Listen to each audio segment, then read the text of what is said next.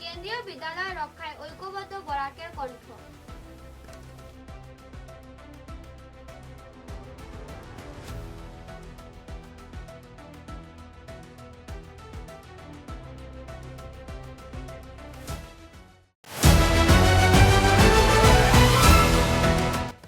বুধবার সন্ধ্যায় শিলচর তারাপুরের কালীমোহন রোডের কার্যালয়ে শান্তিপূর্ণ আবহে অনুষ্ঠিত হয় শুকতারা ফাউন্ডেশনের প্রথম বর্ষপূর্তির সাংস্কৃতিক অনুষ্ঠান।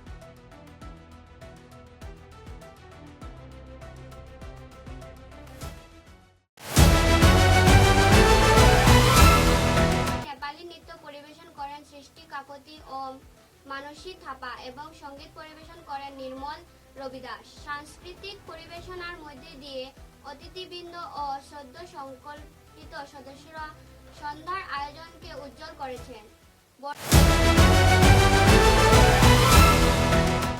মাতৃভূমি কাপ শ্বাসরুদ্ধকর লড়াইয়ে জয়ী মধুরাপুর।